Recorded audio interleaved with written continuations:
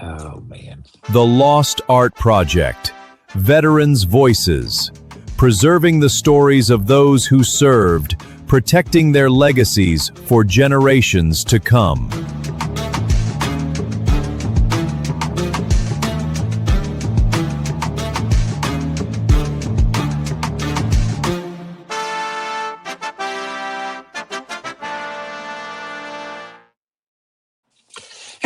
Hello, my friends, and welcome back to the Lost Art Project Veterans Voices. I'm your host, Andrew Kais, and today we're having a fireside chat with the crew. But before we get into the episode, are you enjoying these podcasts? Make sure you go hit up the website. That's right, the Lost Art Project, veteransvoices.org. Check us out, see what we're all about.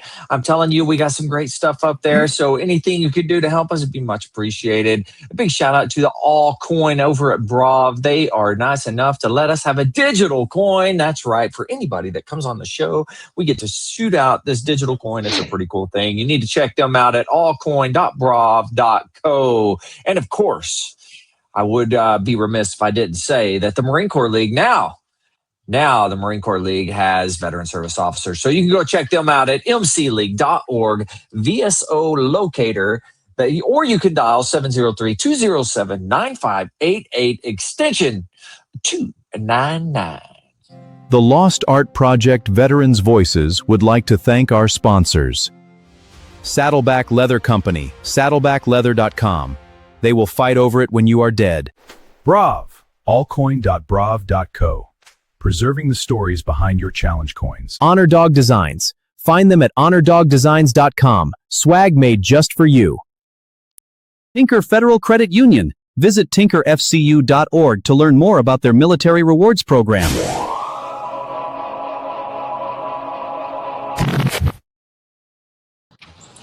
Oh man, we're back. Look at this crew that we got with us today. This is a pretty good crew, I think. It's been a while since we had this many on. Hopefully everything's Vic looks like he's having a hard time. I don't know. But we'll start with he's having a hard time. He logged out. Jess, how you doing, man? I kind of talked to you a little bit before this, but I had a surprise 50th birthday party my wife put together. She's been planning this for the last few months. I'm humbled and just grateful, and I know I deserve every one of my enemies, but I know I don't deserve every one of my fucking friends. That's for sure. And I had brothers flying in from San Diego and Virginia and driving across the state. Probably 50 to 100 people there. I'm just floored by it. That's My awesome. wife's amazing. I don't understand how I deserve any of this. And it's like I said, I know I deserve every one of my enemies, hands down, but I know I don't deserve any of my friends. So yeah, I'm humbled. Well, they obviously think that you deserve it, so it's a pretty good deal. Don't understand them, but all right, they might be crazy. I don't know. They might be on them. I mean, that's probably true. I mean, they know you, they're friends with you, so they have to be a little crazy, you know? But they had fun. So there was a picture of me coming in from snowblowing. It was like 5-10 degrees, and they put a giant cutout of it. So they're all taking pictures of me doing the Wakanda with the double fingers, and I'm like, all right. Nice. Yeah, 10 below zero. I wasn't responsible for my own actions at that point, but yeah, that's a good point, man. Yeah. Yeah. The cold gets to your head. Yes. Yeah. It gets to everywhere else too. But I thought we were going to lunch, and I was going to mow the lawn and do some basic stuff yesterday. I had breakfast with friends I was on the Muse with. I haven't seen some of these guys in 6-7 years. I know I'm super grateful, and I'm just super humbled, and be a better person. That's all it makes me want to be. So nice. That's awesome. That's awesome. We didn't sing happy birthday to you. Maybe we should all sing happy birthday. So happy birthday to you. Happy birthday to He said, "Why don't take your headphones off?" Happy birthday, dear Jess. Happy birthday to you. That was all the way yesterday, so there's that. Well, I mean, we got to get caught up, so it's all good. All right. Well, we'll move past the birthday boy. We're going to go on down to the Mikester down there. How you doing, Mike? I'm doing good, Andrew. It's all good. Can't complain. Enjoying Mark's weather from San Diego here in Southwest Georgia. So Okay. it's been like that for the Nice. last 2.5 months. So I don't know what he's crying about. Yeah. Oh man, he's just finally catching up to the rest of us. Yeah, That is pretty warm for San Diego, though. that is really warm for San Diego. Yeah, we haven't got to that on the official channel, so not everybody heard that. That was the discussions before. So we'll go to Mark. Mark, what are the temperatures out there in sunny Southern California? For the last week, it has been in the upper 90s inland, probably upper 80s, low 90s, sometimes even closer to the shore. And then up in the mountains and the desert, of course, it's well over 100. It's been like that for, like I said, well over a week. And it's scheduled for another 10, 12 days of this. Oh wow! Plus, there's some type of monsoon down in the Baja Peninsula that's causing the humidity to rise here in Southern California. So Oh wow! it's a little uncomfortable. Yeah. I don't even go outside. It's not even worth it at that point. Then add that with the politicians and prices, and just, it's just need to leave this place. Mark just can't help himself. Mark can't help himself. You gotta get, you can see it. He's like, it's like the temperature. It's rising. Is it? I love it. Oh man, good stuff. All right. Well, there's Vic, man. Vic had a rough go coming in here. I don't know what was going on. Me either. At first, I couldn't hear anybody, and then as soon as I could log in and hear everybody, then we just had our Wi-Fi router went out and all that kind of stuff. So I'm like, they brought a whole new router and all that stuff, all the equipment, but it's not as powerful as our old one was. So I struggled with connection out here. So I had to sneak up to my phone, hotspot stuff. I mean, whatever. Technology, right? Saving everybody's life. Anyways. That's everybody using Chat GPT and all that. They're kicking on. Yeah. Trying to get their homework done before tomorrow. So. That's probably what it is. Yeah, that makes sense. Well, luckily, now everybody's back in school. We have an opportunity to slow down and enjoy a Yagua. These I've smoked these before. This is the first time I smoked. This is a Robusto, 5 by 50-ish. If you notice, look at the end. That one's square. Yeah, square. It's not square at all. I don't know. It looks square on the other angle. Yeah, it's so if you look at, if you look at it that way, you can kind of see where it's creased. But these are the ones that they don't use box molds. They take a bunch of literally a handful of 20 cigars, a bunch of 20 cigars, and then they wrap them in palm leaves, tightly in palm leaves, while the tobacco still has to cure. So they cure wrapped in palm leaves. The outer wrapper is a Connecticut broadleaf, and it is Nicaraguan binder and filler. It's leathery and earthy and all those nice flavors that I enjoy. But they're just a nice, relaxing cigar. Unfortunately, they only put them out once a year, though. So, really? Yeah. So when they're gone until next year. Huh. Why do they do that? Just demand, Yeah. Because then they can sell them for a decent price and make a lot more.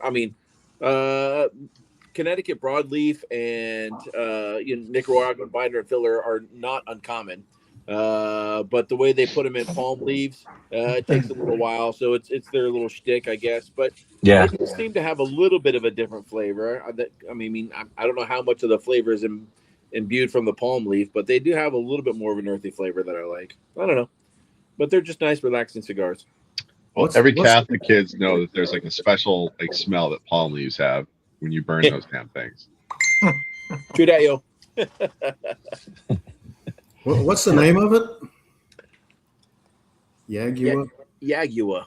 Wasn't that a song by Hall & Oates? Yagua. I don't know. It's like, oh, here he comes. Watch out, boys, smoking a Yagua. Yeah, we'll go with that. Watch out, boys. Watch out, boys. That was pretty good. Mike coming in with some good jokes tonight. I like He it. only pulls them out at night. He likes to wrap real tight. Mike's in a good mood tonight. I like that. So it's a whole song about cigars? Is that all you're hearing? It's already heard. A song about cigars. Never knew that. I thought it was. Wow. You ever heard that song by Hall & Oates? Oh yeah, I didn't know it was about cigars though. No, it's not. The more lines you did, the more it just sounds like it's all about cigars. It all fits. I gotta write one out. You know, it's like, okay. Every once in a while I can do stuff like that. Other times I'm like, yeah, I got nothing. It's awesome. So, do you remember beaties, like those little like South Asian like cigarette things we used to get in like Southwest Asia? Like the mini cigarette that I work at sells them all the time. The cigarillos come in a pack. We used to grab like a pack of those for like $0.25 in like the Middle East, and we brought a bunch of them back. So that smell, cigarillos. I guess it confused a couple of lieutenants, and they thought we were smoking weed on the barracks. It was like we're passing around a bag of beaties, you know. Like, what are you guys doing? We're like, dude, we're just relaxing after like a trip over to the sandbox, and like, I need all your names and socials. Like, first off, you know, your socials. We had to go down and piss for the Sacco because of that. It was like, are you serious? Oh, that's funny. The Sacco, it's like, funny. Why were you guys smoking? How dumb are you guys? I guess we're pretty dumb. I don't know why we're here. Smoking weed in the barracks. Like, we were smoking beaties. He was like, God damn it, get out of here. That's good. That fucking lieutenant in here, like, okay. Like, oh man, how do you say that name right there? He says, "Hello, gents." Laura Moa.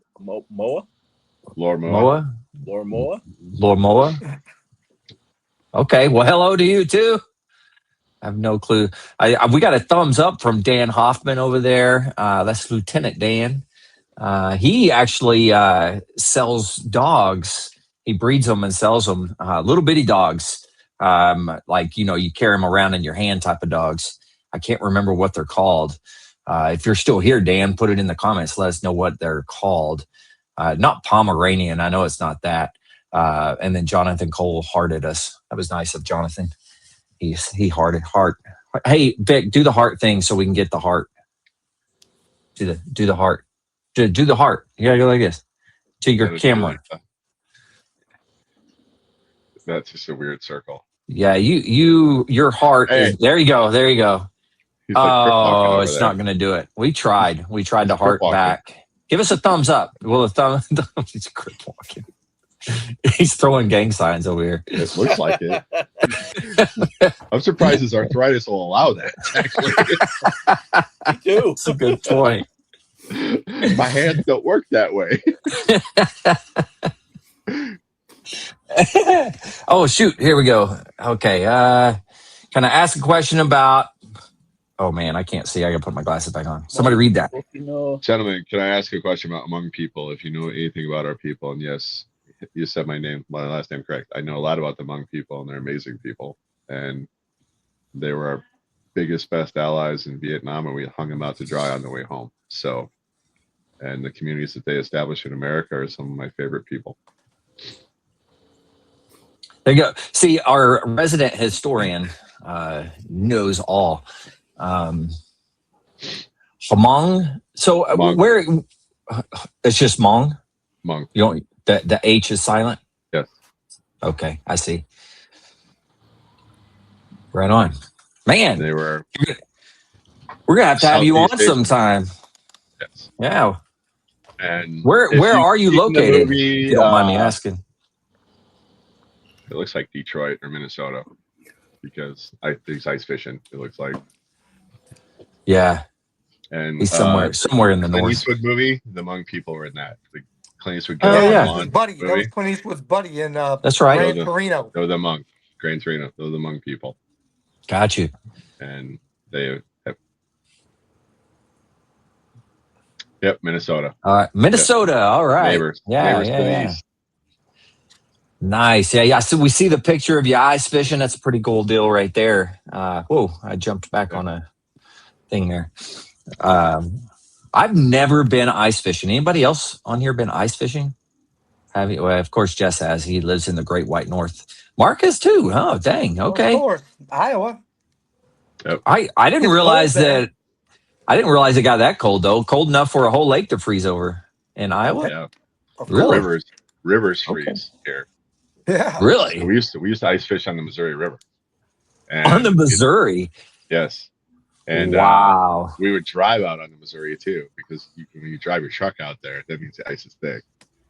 So, but yeah, we didn't drive on the Missouri for a lot of reasons, because one of the reasons was every once in a while they release water north of you, and it would float the entire pack ice up, and you would have open water on the sides because it wouldn't freeze fast enough. Ooh, You'd have to that drop would be plank. bad. You'd have to drop a plank to get back over sometimes, like a 2x12.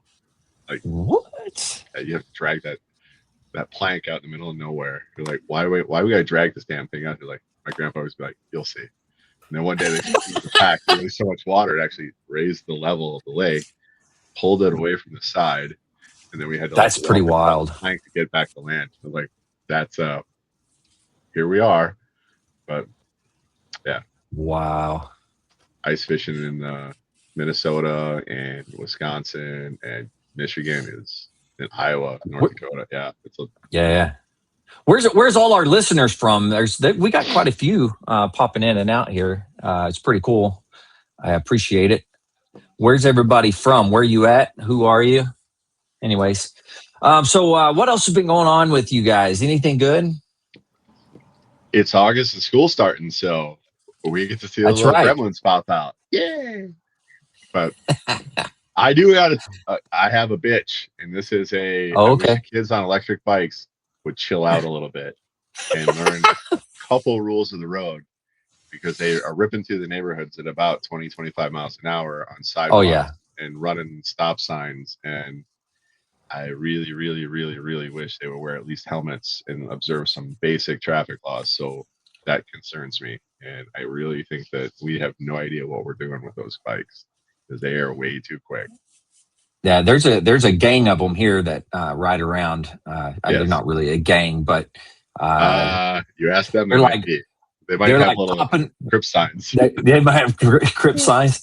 They're popping wheelies and right. Man, if one kid, I saw him pop a wheelie, man, he rode that thing forever. I mean, I was thoroughly impressed with it. I was behind him driving, and so I was watching him very closely because I didn't want him to fall over in front of me. Mm-hmm. Yeah, they're everywhere, man. Yeah, that's a pretty wild deal. Now, out in San Diego, I imagine you guys got a lot of e-bikes out there. Oh, it's terrible. Just like Jess was saying, they don't obey any type of traffic laws. They're on the streets, they're on the sidewalks, back and forth, running stop signs, running lights. They're a menace. Yeah, menace. Wow, man, that's a good one. I like that. Get off my lawn! Get off my. Screw. Yell at the clouds, old man. Yell at the clouds. That was good. No, we do not talk politics on here because that gets people too riled up. So we try to steer clear of politics as much as we possibly can. It could get me unemployed too, so that's what I'm trying. It could get us well, not us, just him. He's the only one getting unemployed because of it. But so we try to steer clear of it. That's just what we do. And Vic, how's school going, man? It's going all right. We've been through. I told you we're on the rotating 4x4 there. I think everybody's starting to figure it out. Let's see. We got through the first verse of Immigrant Song and Rock Band, so that's pretty cool. So I think the next verses are going to come quickly after that. Things are looking up. Starting to get. We have our first concert coming up on October 6th. So I'll start passing out some Wow. music. Yeah. That was we do, quick. we do a we started it last year, and we got basically we call it fall showcase, but it's a talent show. Okay. So it's a school talent show, but I make every one of my classes play for it, and so does the choir teacher. So it's basically a concert for us, but we had actually had 3 or 4 acts from the school, or from kids in the school that were not in the music program. No Last kidding. year. Yeah, so Wow. it was a good turnout. It was a really good turnout. So we're gonna do it again this year and see how it goes. That's really cool. So when you started, there was no music program at all, right? The woman that I replaced, she had I think she was teaching only part time. Because she came out of her second retirement to teach. The president of the president of the school basically begged her to come teach. She was just teaching part time, only middle school, and it was basically exploratory music. So pick an instrument, play it, and I'll teach you how to play it. But she only taught 3 classes a day, and then she was done. So they basically hired me to turn that into a full band program. That's cool. And the first couple of years were choppy, sharing room with the choir teacher and sharing rooms with the theology teacher and teaching in the gymnasium while there was gym class going on. I mean, it was Wild West for the music program. And then so this year this is the first year that the choir teacher and I split classes, so we each have our own classroom now. Yeah, that's cool. Yeah, it is really cool. And then it's coming along. I'm real happy with the way the program's turning out. So can't complain. Like starting to get the little following of kids that want to come to band room all the time, and which is cool. Oh, the hang-arounds? Yeah, I'm trying to get those getting hang-arounds, You got some hang-arounds. They want to maybe they want to become part of the gang. Yeah. I leave a guitar out all the time so the kids can, basically the house guitar, kids can pick up guitar, and I'll throw them a chord or 2 here or there, something like that, but like, I'm just trying to create a culture, because not every kid plays sports, and that's okay. So I'm just trying to create an environment, a culture where kids can come in. If they're not sports kids, can come in and hang out, play maybe a little strum on guitar a little bit, and just give them another little, sanctuary, I guess. Yeah. Oh boy, that's a long one. So who wants to read that one? What you think about Minnesota requirements on law enforcement? As I would like to join, I have asked this question to other law enforcement, and they have told me that other states do not require high education. Let me have your inputs. I have no input on law enforcement because I've never badged, and the one cop we have is not here. I know. He'd be the one to answer really good too. Yeah. I know in Oklahoma, as far as like city police and stuff like that, you don't have to have a degree or anything. But if you're going for highway patrol, it is a requirement to have a degree, at least in Oklahoma. I play drums. Okay. My name's Jeff. My name's Jeff. Well, I honestly, and this is where it's interesting because we're asking, and I'm not trying to, this is not political, but we ask law enforcement to do so many things that are typically not law enforcement scenarios. That's true. And there's so many things that if the only tool you have in the toolbox is a hammer, don't expect a screw to get screwed in. It's going to get hammered in. So yeah. I'm saying that there's probably some scenarios where they could use a good other point. Tools in the toolbox. So if somebody's having a mental health crisis, and that can be construed as a threat. If everything is considered a threat, then how are you going to take that down? I mean, I've seen really good stuff in Colorado, especially out there when it came to law enforcement professionals being cross-decked over with therapists and some folks out there, especially around Colorado Springs with a big military population, talking people out of scenarios where they were asking to suicide by cop. So that there's a lot therefore, to this. Therefore, wow, were they not trying to get like therapists and stuff kind of doing ride-alongs with the police or something like that? Yeah, that's what I thought. It's more of a complete package, though, when you have some type of security element with a environment effort. I mean, it's like all of our mission sets we ran on the MEU. There was nothing where we did only one skill set was doing it. We'd put together a team that fit the scenario. Yeah, that's like a good if you're point. doing a humanitarian assistance, you still had the BLT out there running security. There was not just the guys out there with like running ropos and water stations without some type of security element. I mean, this is a one riot, one ranger situation. Those days are over. I think that that's something we need to take a look at as a country. But when our attention span is that of a goldfish, we got to pay attention to there's more to this. And we should probably talk about this as a larger community. And the only time we see cops shouldn't be when it's the worst day of your life. So that's true. I think a lot of this, my old man was a Philly PD. He was a beat cop. They didn't have radios. They had call boxes and 38s. And they're not going to do a lot with a revolver and 6 shots. So you had to integrate in with the community and actually be part of that community. And a lot of times that black and white cruiser is the only thing your neighborhood's going to see. So we're doing a lot more in Sioux Falls here when it comes to the police doing neighborhood events, showing up at like barbecues and stuff like that, and actually seeing them. And I think there's some police departments, especially in like Oklahoma and Michigan and Ohio, they're out there stopping and playing basketball with the kids. So yes, there is a lot that can be done. We're probably not doing it because we're chronically understaffed as police, and defund the police is probably not the best slogan. But like I said, our attention is goldfish. We need to like really take a harder look at this, and we're not doing it. Yeah, because our attention span is so weak. We need it, man. Too bad Bone isn't on here with us this week. But Bone is our resident expert.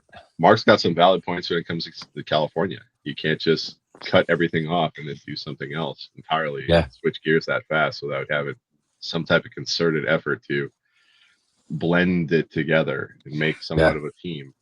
But that takes relationship status like years to get to that level of confidence and those folks have capability.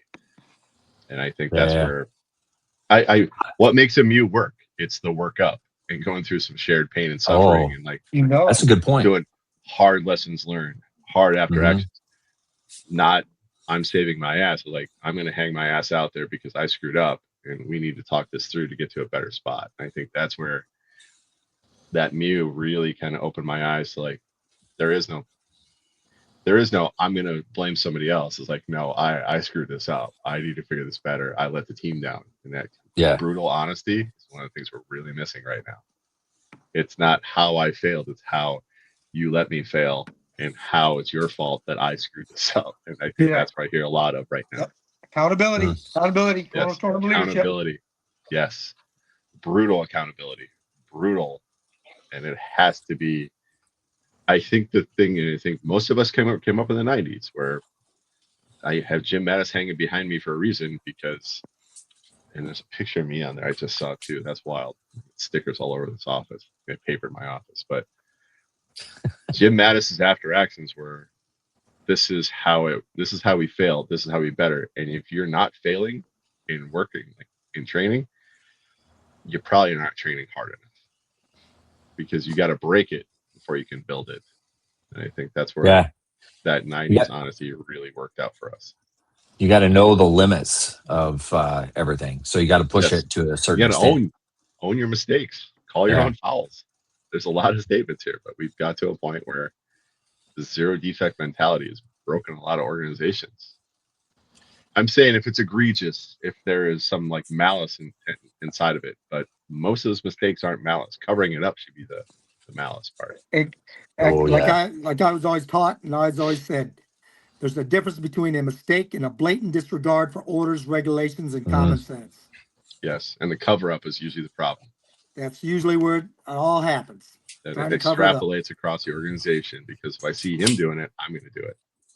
And if nobody calls him out for this, then I'm going to do it I'm going to see where the limit is. And testing those limits, it's just, sometimes we're just giant kids.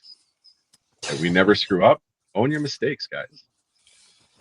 I think that is one of the things that unfortunately, a lot of people think that if I screw up, then that's it, man. That's the end of the world. That's the end of my job. That's the end of all this. Whereas if you screw up, own up to it and say, hey, I screwed that up. And, I'm going to do better. I'm going to learn from it. And you push on. People are going to respect that, Mm-hmm.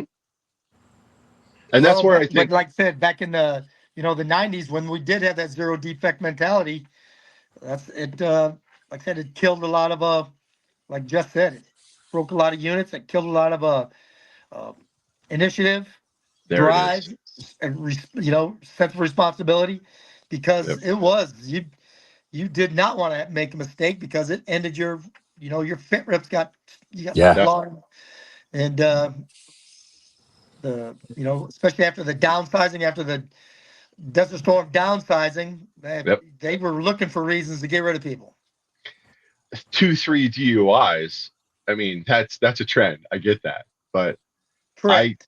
I am the recipient of one of the biggest second chances in a long time. We blew up a barrel on a 25 millimeter because we left the adapter in. It was we left the adapter in for the bore sight kit, and it snapped the barrel. And we watched the muzzle brake just fly end over end downrange. Oh my God! Colonel Tulin, our battalion commander, later to be General Tulin, was out there on the range that day struggling. We had an amazing master gunner at the battalion level, and Master Guns Gunny Martinez at the time, like, I could chew your ass or we're gonna have a good chunk about this. You guys are gonna catch some hell, but here's the deal. What did you learn? And we did the after action on site with all of us were like just completely broken. Right. We're not a crew. We can't shoot. We're not even crewmen at this point. We're like, we just take our MOS away. They're like, if you punish somebody and you take them off that horse, they are never going to get back on. He's like, the battalion commander and the master gunners talk to each other, and the battalion commander, John Tulin, was like, get them behind a gun as fast as you can and start building that confidence back up, because I'm not going to lose 3 crewmen because of this. And that was how it worked. And we got to be really good crewmen. We got to be really good gunners. That's really not the mentality of a lot of leadership, especially in the 90s. Exactly. But I came up under the stars, though. So that was Garza, Tulin, Yeah. Mattis. I mean, all of these guys were like, we can't afford to lose Marines in the 90s because they're not coming out to 29 Palms. So fix them, get them back in the fight. And that was a big Andrew, change. remember if a drill instructor in 2nd Battalion got in trouble, did he go out on quota and have the easy life? No. No. He went to another company and he worked. Yeah, that's right. He got retrained and he got worked, got rehab. Mm-hmm.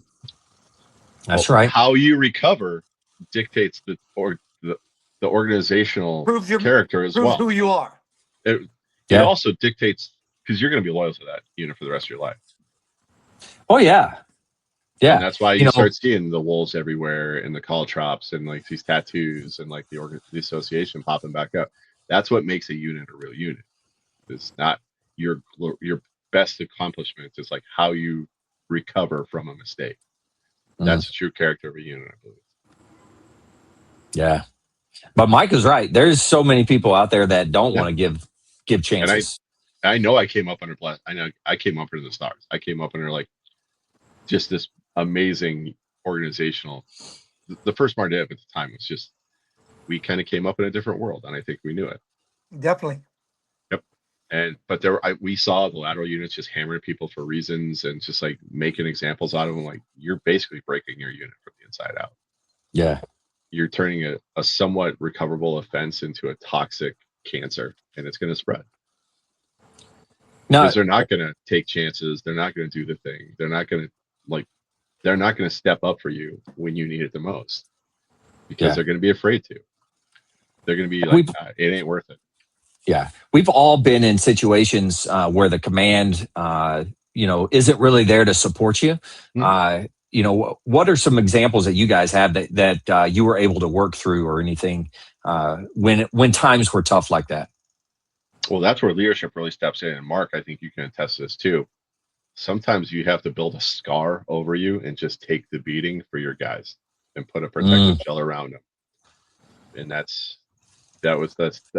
they gave us rockers for reasons. That You know, rocker, good is point. you then turn it and upside you down and just put a shell over them and put a and that's protective that's umbrella. part of Get the caring shit off for them. your people Yep. is holding them accountable, then retraining them and letting them prove themselves. Yep. I Yeah. mean, we've had shitty leaders before, but I think one of my favorite staff NCOs pulled me aside one day. It's like, now that you got a rocker, it's not something to sit on and take it easy. You got to turn that thing upside down because that's really an umbrella. You're protecting your guys and building them, and That's a good way of looking at it. you're keeping the shit off of them.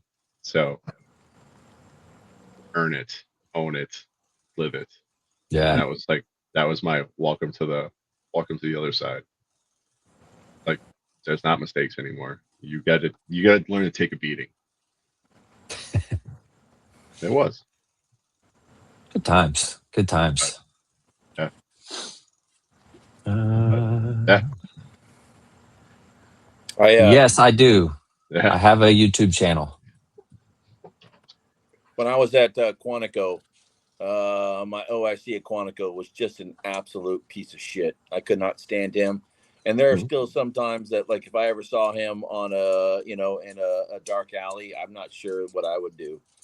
Just an absolute piece of shit.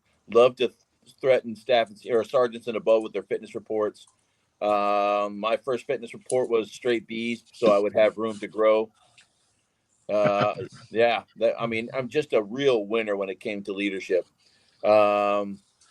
But I told him that I wanted to be, I wanted to be a conductor and I wanted maybe even be a band officer someday. And he literally told me, he goes, "You shouldn't have shown me your cards." And I'm like, "What are you talking about?" He goes, "Now I know every decision you're going to make is because it's biased. You're making that decision because you're trying to get to the next level instead of growing where you're at right now." And I'm like, "What? You're my OIC. You're supposed to want to cultivate what?" Because I was a brand new staff sergeant, and I'm like, that doesn't make sense to me. And then as I spent the next 3 years there, oh my gosh, man! And then I figured it out. It was every the like it was about a month after I got there. He put me on the podium to run rehearsal, and he embarrassed me on the podium. He started hitting me on the podium, like slapping my arms, like leaving marks on me and shit. And when I went into the Three Amigo office, to the other staff and CO office, and I'm like, "I'm heading over to the IG. What are you talking about?" That was hazing. What he just did to me was hazing. I'm gonna go file a hazing. They're like, "No, no, no, no, no, no. He does that to everybody." I'm like, "That doesn't make it right." Yeah, You know? yeah, no. Yeah, Mhm. yeah. That And I'm doesn't like, make it what? right. Yeah. And then I mean, fast forward about another year. I'm the section leader for the percussion section. And fast forward about a year, we get in. So when I showed up, like the percussion section, normally you don't sit on one instrument, you play everything. But this band officer wanted everybody to specialize on one instrument, which is dumb. So when I showed up, the guy that I was replacing was the snare drummer. So I replaced the snare drummer, and I was the snare drummer for the rest of the time that I was there. But like, so we had the situation where one of the corporals had to go to corporal's course.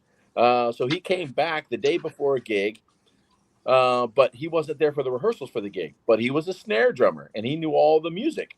So when we were down two drummers for whatever reason. So I put him on snare drum, and I picked up the cymbals because I'm a staff and CO. I can fucking play cymbals for whatever. And we we go to the gig. I went to the Three Amigo office and I said, "Here's the situation. This is what I'm going to do. What do you guys think?" And they were like, "Yes, do it." All right, so went into my the drum major and the enlisted conductor, by billet. The drum major was the staff sergeant, so by billet he was senior to me. We were equal rank, and the enlisted conductor was a gunny. So I went in, I cleared it with them. This is what I plan on doing. They knew that he was a snare drummer. They cleared it. All right, good. So we go to the gig, and we play the first tune, and the band officer comes through the band at the gig. We're on the parade deck. He comes through the gig, like through the band, and starts yelling at me because this corporal is on snare drum when I did the rehearsal on snare drum. And he goes, "This, that, this, that, this, that, this, that." And he's knife handing me in the middle of a gig. And you're gonna take that, you're gonna play snare drum. Well, this corporal, I'm 6'2". This corporal was like 5'6". So the snare drum was like this high. So for the rest of the gig, I'm playing snare drum like this. And Then as soon as we get back off the bus, the band officer's like, Staff Sergeant Nate, come see me right now. So I go in his office and he lays into me, this, that, and this, that. And who do you think you are making decisions? Blah, blah, blah, blah. And I'm like, okay, all right. I don't see the drum major, the EC in here. Who are the staff and COs that okayed this? And he's screaming at me. So as soon as he laid into me for like half an hour. Who do I think I am making decisions as a staff and CO? Yeah. So I How dare you? I went into the Three Amigos office and I looked right at the staff sergeant. I said, F you. And I turned the gun in. I said, F you. Where the hell were the two of you assholes at during all of this? We made this decision together, all this. And the staff sergeant's like, hey, watch how you stuck into a gunnery sergeant. I said, F you again and F you both. You know that I'm right. And I left. Oh, my gosh, man. That was the type of toxic environment that we had in that band. Everybody, the entire unit was in damage control. Everybody kept their head down. Nobody made direct eye contact. I mean, it was all about survival. When was this, Vic? When or where? When? I know you said when. This was 2007 to 2009. Okay. I was thinking it was earlier than that, but it may have been. I was thinking it was a band officer began with an S and ended with an O. Yeah, it is. Yeah. Yeah. I haven't said his name on. Yeah, but yeah. Yeah. Everybody knows who that is. Anybody that was in while he was in knows exactly this character. Well, that's exactly how 29 Palms was. Yeah. And, when I got there in 93, it was so bad that, it was like we were beat into submission every day. It's like nobody could do anything right, no matter how hard anybody tried. So everybody just quit. Nobody cared. And we paid the price for not caring. So then when we get on the bus to go to like Colors or go to anywhere, there was a bunch of us, corporals. We started this whole thing. And I won't say his name either, but he was the enlisted band leader at the time. Gunny, last name was started with a P. He liked to just go off and just tear people apart. And we would rehearse till 9, 10 o'clock at night, stuff like that. And he's like, this is going to continue till I see some motivation and some morale. Until morale improves. Yeah. So we got on a bus. We'd get on a bus and just sit there and go, I rock. And everybody just started doing it. And first he was pissed. Sounds like you're having a seizure. We would do it all the way up to the Colors, and they'd hear us coming. And we'd sit there and do it for 20 minutes. And finally, all of a sudden, he's like, that's what I'm talking about right there. That's what I'm like, you idiot. The false motivation claims are fun. Well, that's what it was, yeah. So Laura has a question on the bottom. So I think that you got to comment here. So I think that'd be something to take a look at. Son is joining the Army. Wife is not fond of it. What's your take on joining these days? I say go for it. That's what I say. You're going to learn a heck of a lot, no matter who's in office and running the country. You're going to learn stuff, and you're going to learn leadership. You're going to learn, anything like that. And that's a good starting point in life, in my opinion. So there's probably a century of experience sitting in this chat. And I think that we all know that there's been great administrations. There's been some not so great administrations. Honestly, it only matters at the individual and group level. And there's stuff that can be done, can't be done, but it's the job, it's the unit that makes it worthwhile. It's never been the president. It's never been the Secretary of Defense. The Secretary of Defense can put decent Secretary of War, whatever we're calling it, can put the conditions in place for the policies, but at the same time, it kind of matters the small group leadership. I think that's what's more important than anything else. So yeah, I would agree. Speaking of small unit leadership, we were talking a second ago about not letting a staff sergeant, do his job as a staff sergeant, make decisions and run things. But the opposite of that, if you give people the responsibility it's amazing how they will rise to that occasion and how they will flourish within that. Yeah, you'll have onesies and twosies that may struggle, but the overall arching consistency within a unit is going to improve. It's going to get better, and we proved that at in the One Mar Div, Vic, with the band there when we were there. Yep. And we just, in fact, I told Vance, Sergeant Vance, I was like, "Hey, we got its field op thing. You got it. Put it all together, make it happen." And all the sergeants and the corporals put the whole thing together. And it was great. It was fantastic. But they just did it. It didn't have to task a staff NCO. It was good. Yeah, and the sergeants had a great time because the staff NCO stayed out of the way. Yeah. I mean, it was not without oversight. I mean, but you just have staff NCO go spot check. Oh yeah, you guys are doing great. All right, cool. Keep going. Which is what it should be. That's Dang, somebody should write development, a book though. about all this leadership stuff. I know, right? There's a guy. There is a certain book that really talks about all of this. I don't want to. Here it is. Validated Leadership by a certain person that's in here in this chat. That's even the hardback. Look at that. That's the hard. Yeah. Hey, Yeah, hardback here too. you got to get the hardback. I had to wait. Get the hardbacks. No, it took a little while, but it finally came in. Finally got squared away. Yeah. He only had to fly in and thump somebody's head to make it happen, but you didn't actually do that, did you? That sounds like validated leadership right there. Yeah. He's validating that. Yeah, he was. Inspect what you expect. Yes, right there. Yeah. Exactly. But development of juniors, that's part of the gig, isn't it? I thought. When I was picking whatever level I was at, when I was picking somebody going for Marine of the Quarter, NCO of the Quarter, or meritorious promotion, Yeah. Of course they had to have their personal statistics be unquestioned, rifle range, PFT, all that. But as a platoon sergeant, how many of his Marines were selected as, a meritorious promotee? How many were selected as an NCO of the Quarter or anything like that? How are they developing their people? That's good. Well, I mean, if they use their people as stepping stones to the next rank, then they're probably not doing the rank. Correct. They're probably not doing the job. Nope. If all they are is accessories in their kit instead of like the reason they're waking up every day, they're probably not doing the right. They're not in the right spot. And you can pick those out as a junior troop really fast too. I'm just an accessory in this guy's rise. Yeah. I think lieutenants who think they're going to be generals someday, you can pick those out really quick. But the lieutenants that actually, they ask you the questions that aren't just like the, hey, topical things like, what do you think on this situation? They actually have a conversation with you. Those are the ones you're going to go overboard for. Those are the ones you're going to like, all right. It's true. You're going to be a protective of them. Yeah.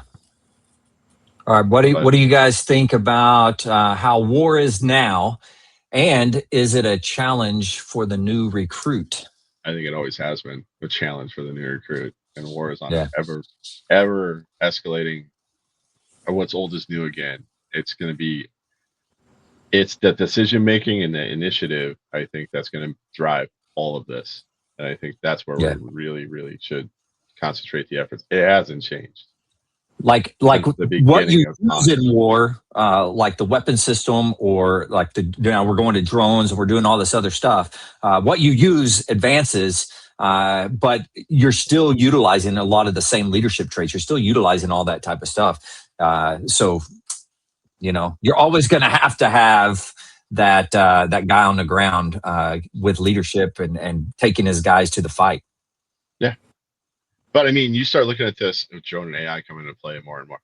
All right, let's talk about drones. The drones are nothing more than arrows. They had to adjust to arrows back in the day too. They have to find a way to counter drones. Well, that's everything is a move. Gunpowder and yes. Yeah. Dirt works. We talked about that a while back. Dirt always works. So yeah. But trenches are back in play again. Maneuver warfare is kind of stifled, but they're still going to have to find a way to maneuver. They're still going to have to do cover and concealment. The basic core concepts are all never going to change. Yeah. AI. You know, AI is just a tool. Drones are Yeah. just a tool. How you utilize those tools, that's where creativity comes in, and that's where initiative comes in. That's where dedication comes in, and all that motive, all the things that recruits and young guys and guys are going through. It's not changing. Yeah. comes down Leadership to matters brilliance more in the than ever basics. right now. Brilliance in the basics. You got to Yes. Absolutely. know the basics of everything. It's got to be ingrained in you. It's got to be part of your soul. And then you adjust. Then you improvise, adapt, and overcome through then. But you have to Yeah. build that nice little umbrella that they can actually innovate in. And I Correct. think that's where constant war for the past. I mean, we've been at war for God, how many years in a row now?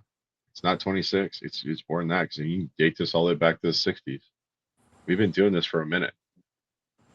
Anytime they try and overcompensate through this is how things are and create a silver bullet solution to training and innovation, it's failed and it's crushed innovation. It's developed the 3-block war back from the 90s. Double down on that. Chuck Grulak had one of the best ideas. It's like, you better develop your NCOs at the lowest level as fast as you can and put them in scenarios and talk this through with them.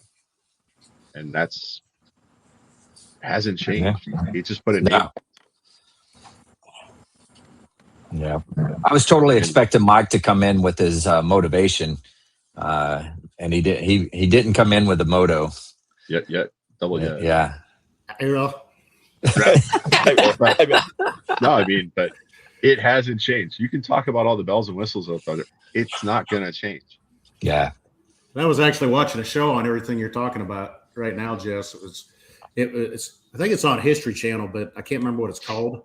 But it's a weekly show. But that particular hour show was about AI and how it's being incorporated, not just by us, but by every country in the world. Everybody. Yeah. And they were talking about, everything from, are we afraid of AI taking over?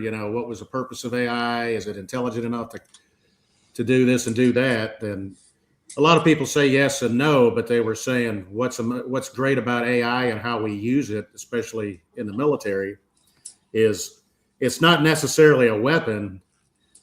It's another tool in the arsenal that we can use that allows us to plan. It allows us to look at things that we can't look at in certain ways sometimes. But then we still have to go back, like you're talking about, to what we know and what we've perfected. AI can give us pointers and give us ideas and say, okay, it'll in seconds can pick out targets, but we're still the ones that have to do it. It's shortening the kill chain. Yes. And I think the kill chain, if you can do it comes back to the OODA loop too. Observe, orient, decide, act. Observe, orient, decide, act. If I can do it faster than you, I'm probably going to do all right. Boyd had a great point on this when it came to the OODA loop. And I mean, but I know you guys taught it in MCRD because you had to. No, I don't think they do teach it.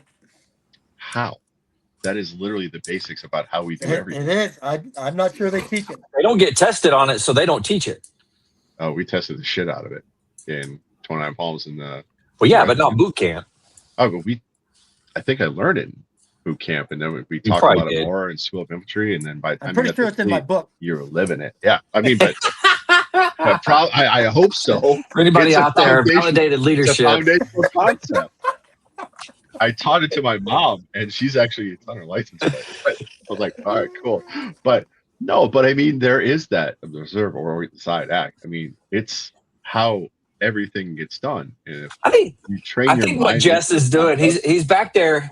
He's back there when we're not looking, and he's like reading your book, and he's spouting everything out of your book. I didn't have to read it. I lived it with him. We're coming from kind of the closest same generation, same places. I read a lot of it. So, I mean, I've been through as a teacher, and school board member, I've been through all the same trainings for this and that. I've been to so many conferences and clinics on administration, all that kind of stuff. There are so many different versions of the OODA loop, but they're all the same. They use different words, but they're all the same thing. They use them all over society. The OODA loop is everywhere. Yes. They like to add layers though, and that's bullshit. They're complicated, uncomplicated situation. Agreed. Yes.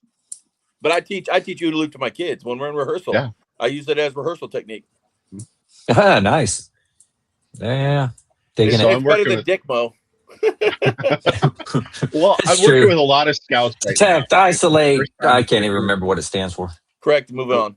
I'm Correct. working with a Move lot on. of That's it. scouts right now, and it's not their plan; it's how they react when something goes wrong. That's going to dictate how well they do. What happens when this thing comes off the rails? How are you going to mentally react to it? Are you going to double back and try and stick to the original plan, even though it's failing? Or are you going to pivot, adjust, and make it work? Because there is no plan that survives. It Man, doesn't happen. what was that? Page 70, what? Like I said, we're getting 78. goals.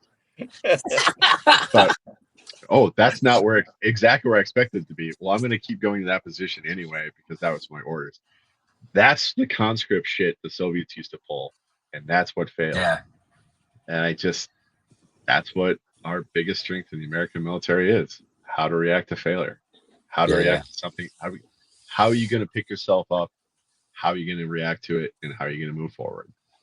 Yeah. That's the biggest thing. You've got to train for failure. Yes. How to react. Unfortunately, it sounds funny, but you could say that to an average person, but they're like, "What the hell do you mean But I mean, it's true. You fell in peacetime, so in wartime you know how to react. Well, what's the old running joke about American doctrine?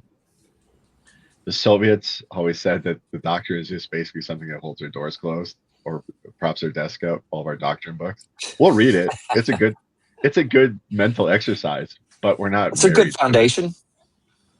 Literally, if it's under the desk, it's a good foundation. Yeah, holding up the desk, right? Yeah.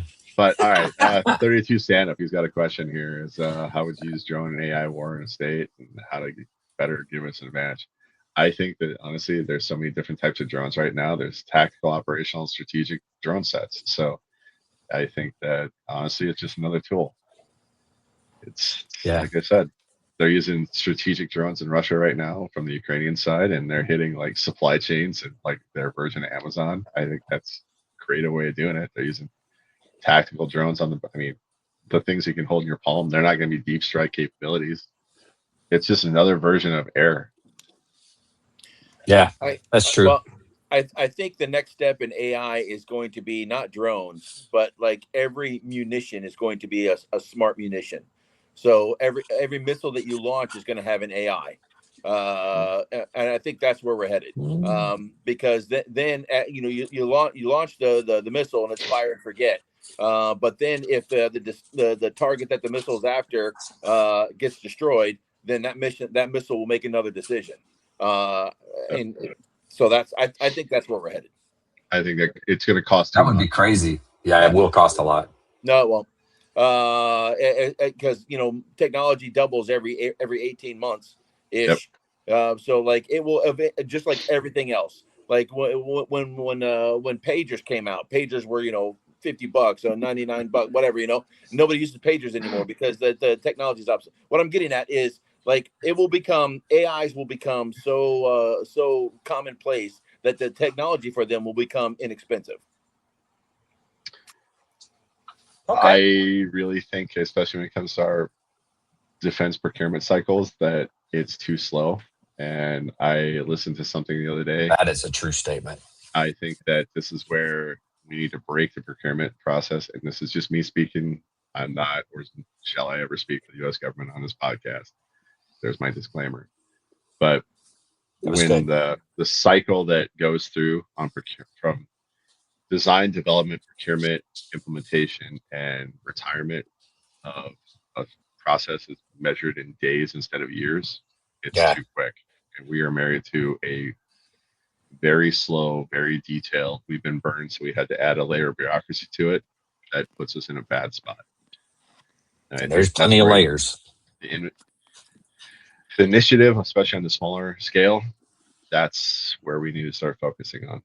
3D printers. I think that's going to be the cure for AI in drones. 3D printers. Interesting. The ability to create this at the lower level. Pushing innovation down to the lower level. How did they break off in Normandy Beach? It was a bunch of hedgehogs on the beach. They welded to the front at Sherman's to break out in the bocage. So bad planning. They didn't think that they thought they were going to break right through the bocage. Instead, there was a kid from I don't know where.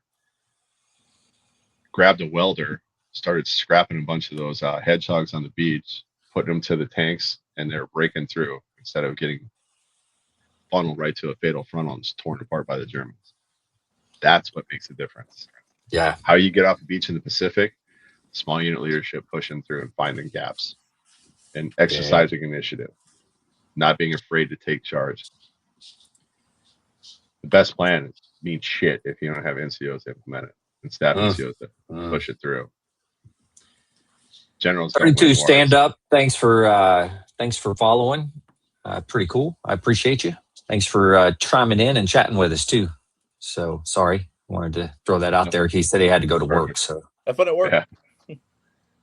Sunday night, have fun at work. Well, maybe shoot, maybe, yeah. But I mean, it's not new.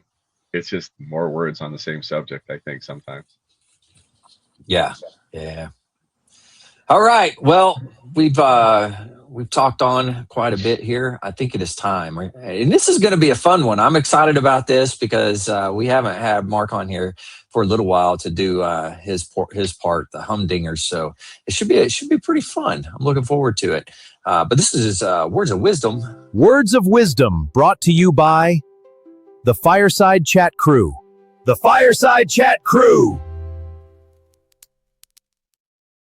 All right, I got one shout out before we kick this off. And I'm a Cowboys fan. You know this about me. They're like one of my least favorite teams, but they have a native Navajo, Shayaz Pete, on their team, and he just brought the Navajo Nation's first Navajo player in the NFL, and he had a game, and he talked about we all came here as strangers, but the star makes us brothers. The post-game speech this kid did was amazing. Like I said, I don't usually can't stand the Cowboys, but this kid, I'm a fan for life for this kid, and he's a walk-on kid. He's doing the job, and he's a big lineman out of the nation. So I'm going to give him a big shout out because that's awesome. What was his name? Do you know? Shayaz Pete. Shayaz Pete. Yeah, his last name is Pete, but I mean, the Navajo Nation showed up to a preseason game to watch this kid play, and they were just going off the chain. So I nothing but respect to this kid. That's awesome. I mean, talk about the code talkers and the irony of an Indian player for the Cowboys, but whatever. Like, that's a little fun mental exercise for me. But but he talked about the star and brought them together, and he broke them down the other day in the locker room. So nothing but respect. All right. Very nice. Ready for the book? Yeah, hit us with a book, man. There's the theme, and I got this from my daughter yesterday because she's been listening as we talk about history in the car with History It Doesn't Suck. It's a podcast. I know it's competing, but not really. But if you see Young Washington, he was the historical advisor for it, and on the movie, great. His name's Greg Jackson, and it's called Been There, Done That. And I would put it on the website, but I haven't pulled it up yet. But how our history shows what we can overcome. So the doom and gloom of history and how the news cycle is talking about how we've never been this divided before.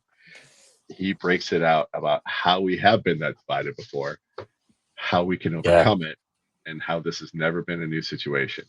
We've been through some hard times, and we can make it together. So Greg Jackson, also a professor on the campus where Charlie Kirk got assassinated or shot. Really? Wow. And he was not, because he wasn't teaching that day because he was actually on sabbatical, but he talked about that as well. I mean, great American.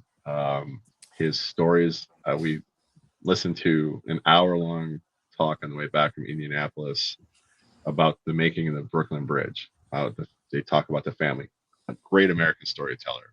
So if you ever listen to Paul Harvey, highly recommend this. So nice. But yeah, my daughter bought me the book. It's probably one of my favorite things. I'm gonna have her sign it for me because we were listening to it together. She's like, she saw it in Barnes and Noble. Like, don't let Dad know I'm buying it for her. I about bought it, but she did instead. So, that's awesome, man. My kids are paying attention. Proud dad. That's a good thing. Yeah, right. I had so many proud dad moments yesterday. My oldest gave me a picture in a frame of us kind of leaning together because we were having a moment and somebody snapped a picture and said my hero, and I about busted up all on, man. She's 20. So Man. like I said, I was nothing but humbled yesterday. I'm so. Sometimes I feel like I'm an imposter and I don't deserve this life. So, but gotta earn it every day. So. Oh man. I think that's all of us, Jess. Yep. There's not a day I don't think any of us don't think we're an imposter of some kind. It was a gut check, brother. So, like I said, Yeah. yesterday was humbling and amazing. So. Well, you're worth it, man. You're worth it. I appreciate It's good. you. Love you guys. I love you, man. Always help on Mike. Love you back, brother. All right. Vic, that was you talking. You can go ahead and say your words of wisdom here. Well, in a line of our discussion of brilliance in the basics, the chains of habit are too light to be felt until they are too heavy to be broken. Yeah. Good one. Yeah. I like it. All right, Mike, what do you got for us? Wisdom is nothing but a preparation of the soul, a capacity, a secret art of thinking, feeling, and breathing thoughts of unity at every moment of life. Ooh. Dang. All right. That's good, man. I'm telling you what, Mark, you're going to have a rough go tonight.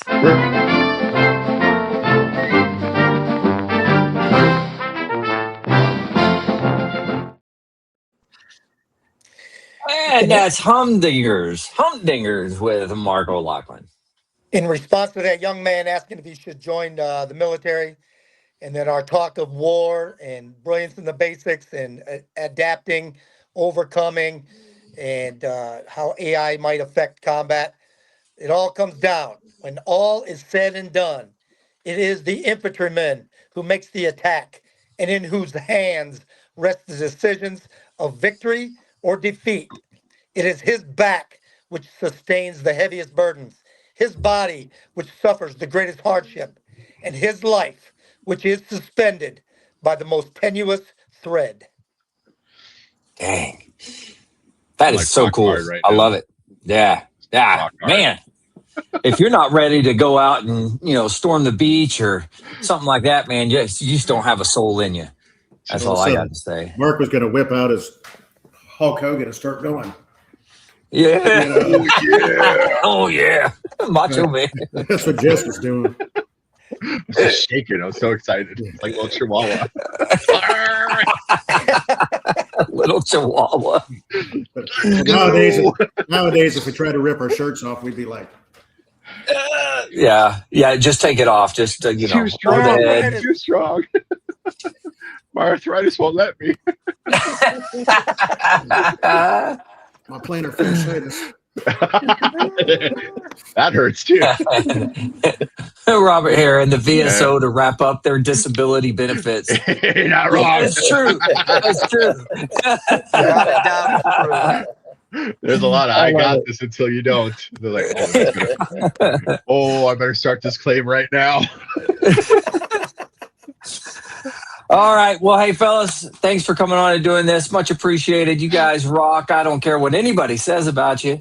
To everybody out there, if you're struggling, you need help, anything like that, don't forget the VA does have some good resources. You can always dial 988, press option 1. You can always text 838-255 or go to veteranscrisisline.net. Click on that chat icon. Any of those options will put you in contact with somebody that can help you out. But remember, one veteran life loss is one too many. I care about you. The crew cares about you. The whole veteran community cares about you. So please reach out for help.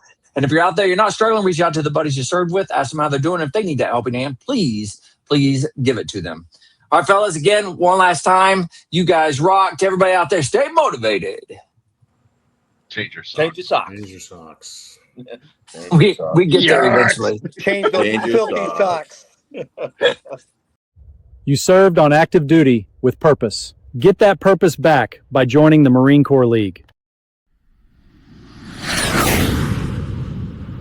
Support the Lost Art Project Veterans Voices. Enter our quarterly raffle for a Saddleback Leather Company flight bag. 1 ticket for $10 or 3 for $25. Support veterans. Enter now.